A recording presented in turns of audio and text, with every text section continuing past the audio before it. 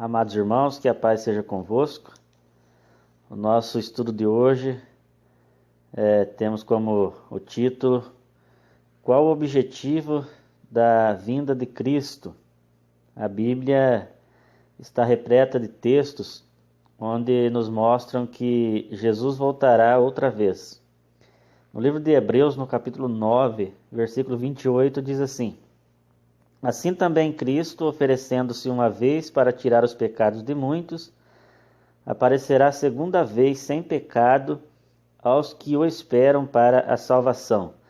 Então aqui nós vemos claramente que Cristo aparecerá segunda vez sem pecado aos que esperam para a salvação.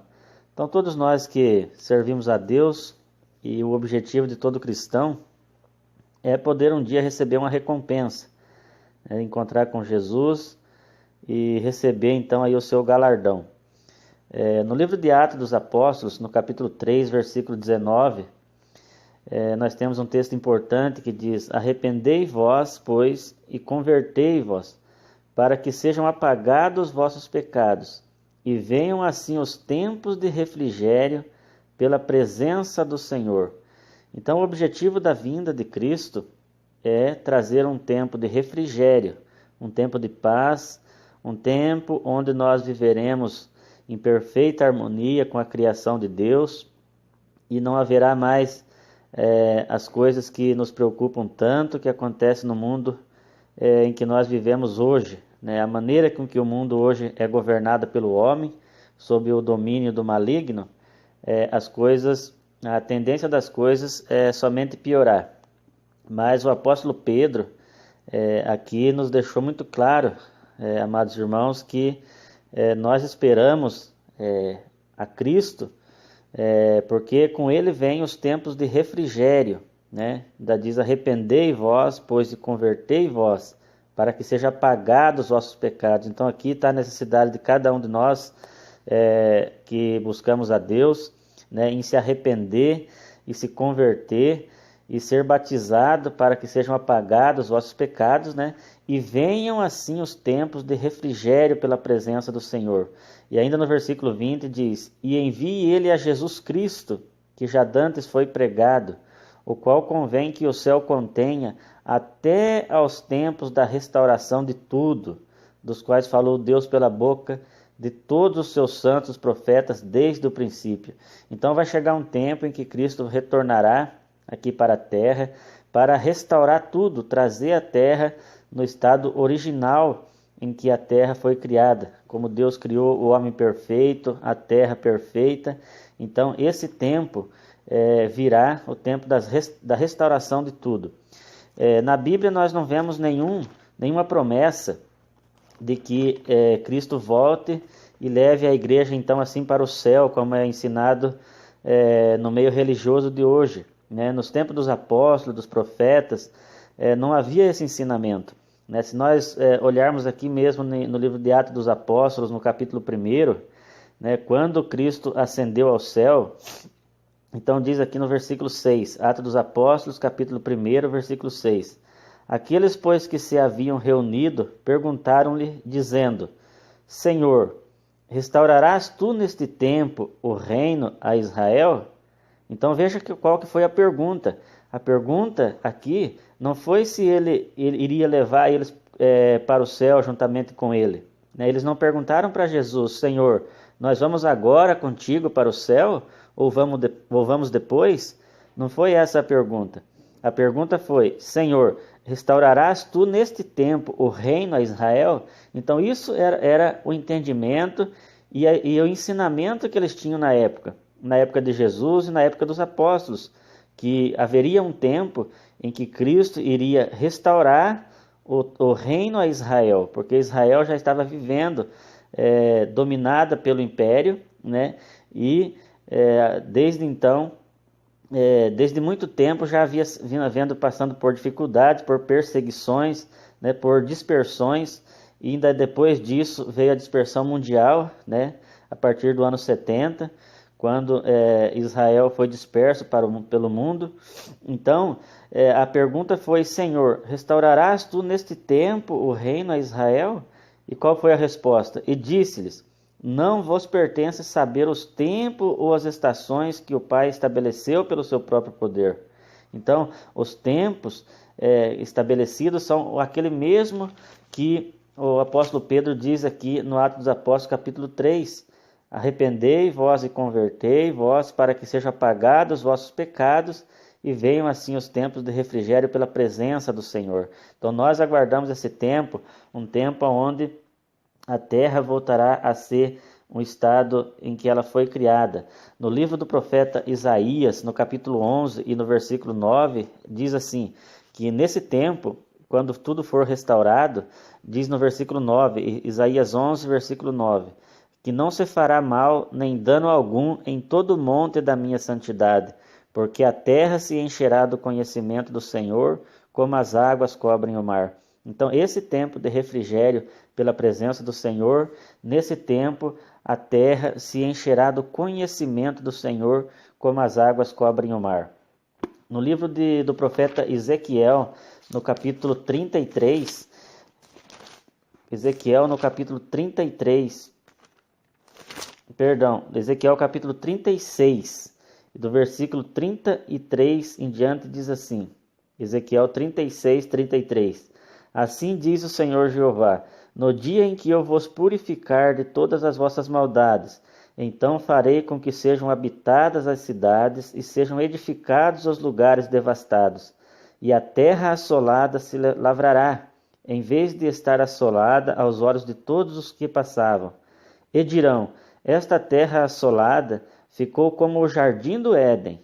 Olha só, irmãos, olha só, prezados irmãos, versículo 35, Ezequiel 36, 35. E dirão, esta terra assolada ficou como o jardim do Éden, e as cidades solitárias e assoladas e destruídas estão fortalecidas e habitadas. Uma promessa da restauração de Israel. Aquela pergunta que fizeram para Jesus, Senhor, restaurarás tu neste tempo o reino a Israel? E a resposta de Jesus disse que não competia saber os tempos em que aquilo ia acontecer, mas aqui está profeticamente falando sobre a restauração de Israel, aonde vão olhar e vão dizer, esta terra assolada ficou como o jardim do Éden. Isso se cumprirá no reino de Cristo, no reino milenar de Cristo. E no versículo 36 ainda diz, então saberão as nações que ficarem de resto em redor de vós, que eu, o Senhor, tenho reedificado as cidades destruídas e plantado o que estava devastado. Eu, o Senhor, disse e o farei. Essa é a promessa para todo aquele que serve a Deus e também para a nação de Israel que hoje encontra-se endurecida, de que um dia haverá essa restauração de todas as coisas. No livro de Mateus, no capítulo 19, fala da regeneração.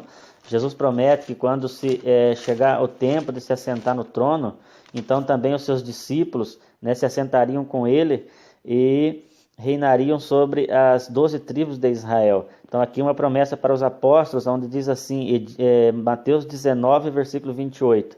E Jesus disse-lhes, em verdade vos digo que vós que me seguistes, quando na regeneração, olha só a regeneração, a restauração de todas as coisas, quando na regeneração o Filho do Homem se assentar no trono da sua glória, também vos assentarei sobre 12 tronos para julgar as 12 tribos de Israel.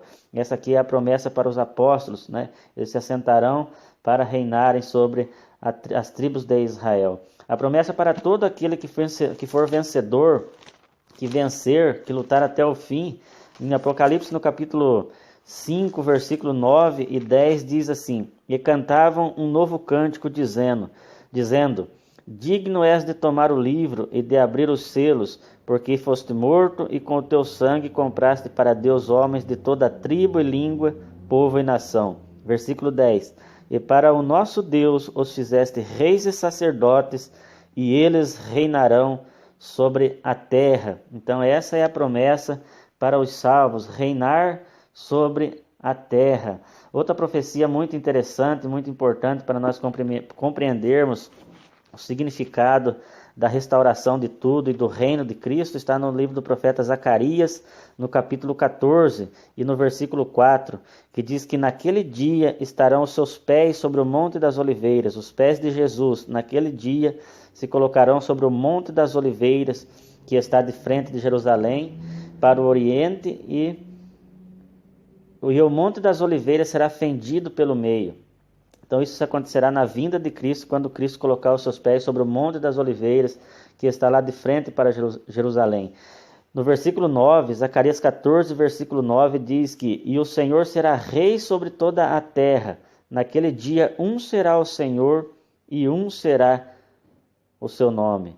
Então, nós aguardamos a vinda de Cristo para estabelecer o reino sobre a terra. Ainda em Mateus, no capítulo 5, versículo 5, ainda diz assim, que bem-aventurado os mansos, porque eles herdarão a terra. Então, os mansos herdarão a terra. No livro de Provérbios, no capítulo 2 e no versículo 21 e 22, no livro de Provérbios, no capítulo 2, versículo 21 e 22, diz assim: Porque os retos habitarão a terra, e os sinceros permanecerão nela, mas os ímpios serão arrancados da terra, e os aleivosos serão dela exterminados. Então, quem será retirado da terra são aqueles que cometem pecado, né? Os retos habitarão a terra e permanecerão nela, mas os ímpios serão arrancados da terra. Isso também o salmista comprova lá no Salmo 37. No Salmo 37 e no versículo 3 diz assim: Confia no Senhor e faz o bem, habitarás na terra e verdadeiramente serás alimentado. E no versículo 9 diz: Porque os malfeitores serão desraigados, mas aqueles que esperam no Senhor herdarão a terra. Então a promessa para os salvos é herdar a terra, e aquele que comete pecado será então desraigado da terra, será retirado da terra. Salmo 37, versículo 29 diz assim: Os justos herdarão a terra e habitarão nela para sempre. Né? Então, no versículo 34 diz: Espera no Senhor e guarda o seu caminho, e te exaltará para herdares a terra. Tu verás quando os ímpios forem desarraigados. Então a promessa é de que o salvo, aquele que é salvo, herdará a terra, e a terra será restaurada, será transformada, será levada ao estado original, da mesma forma como foi criada. No livro de Eclesiastes, no capítulo 3 e no versículo 14, diz assim: Eu sei que tudo quanto Deus faz durará eternamente. Tudo quanto Deus faz durará eternamente. Então a terra Deus fez, né? Deus criou os céus, criou a terra, criou os animais, criou o homem perfeito, né? Colocou lá no paraíso, criou Adão perfeito e colocou no paraíso. Então tudo que Deus faz vai durar eternamente.